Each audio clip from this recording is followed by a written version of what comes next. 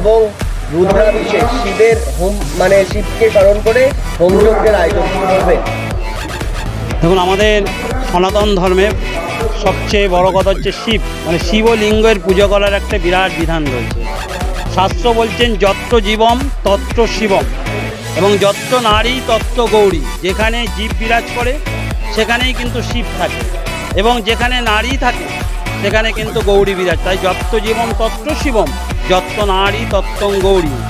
আজ পূর্ব থেকে যদি মানে ধরা যায় সত্যযুগ, তারপরে দাপর, তারপর ত্রেতা, তারপর কলিযুগ, এই প্রত্যেক ধারা অনুযায়ী কিন্তু পুরুষ এবং নারী দুটো শক্তি কিন্তু পাশাপাশি না থাকলে কিন্তু কোনোদিন কিন্তু এই যুদ্ধে, যে কোনো যুদ্ধেই কিন্তু মানে জয়লাভ করা যায় না। আজ আমরা যদি মহিষমর্দিনী দেখে থাকি, সেখানেও দেখা যায় যে সেখানেও যেমন মহিষাসুরকে বধ করার জন্য আমাদের মহামায়া যোগমায়ার আবির্ভাব করেছিলেন।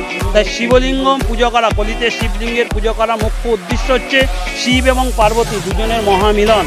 অতএব এই শিবলিঙ্গ পূজা করা, আর শিব কথার অর্থ হচ্ছে সুন্দর, আর লিঙ্গর কথা হচ্ছে প্রতীক।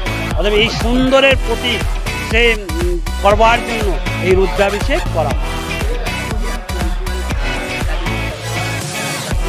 আজকে অ্যাস্ট্রোরিয়াল একাডেমি অবশ্যই, যেহেতু আমি কর্ণধার, ঠিক আছে, যেহেতু এই অনুষ্ঠানটি করার একমাত্র আমার বিয়ের জন্য নয়, সম্পূর্ণ শান্তি কামনার্থে, এবং ভবিষ্যতে যে সমস্যা চারিদিকে যে বিভিন্ন ধরনের মানে বিভিন্ন রকম সমস্যার সৃষ্টি হচ্ছে, সেই সমস্যা শান্তির বাতাবরণ আসুক এবং বিশ্বের কল্যাণ হোক, আমার টোটাল বিশ্বের কল্যাণ হোক, এই কামনা আমি জানাই।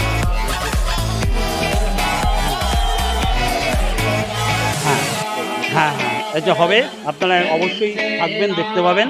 সেটা হচ্ছে যে সত্যযুগের ধারায় আমরা আগে জানতাম যে কাঠে কাঠে ঘর্ষণে অগ্নি প্রজ্বলন হয়, যেমন হচ্ছে দাবানল যেটাকে বলা হয়, সেই সত্যযুগের ধারা অনুযায়ী বেদমন্ত্র উচ্চারণের মাধ্যমে আরণী কাষ্ঠে আজ যজ্ঞের অগ্নি প্রজ্বলন হবে।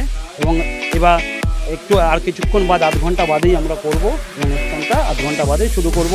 আপনারা থাকুন, নিশ্চয়ই দেখবেন অভিনব যে কাষ্ঠ ঘর্ষণে কীভাবে অগ্নি প্রজ্বলন হয়।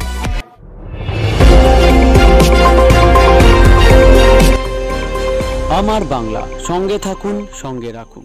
আমার বাংলা।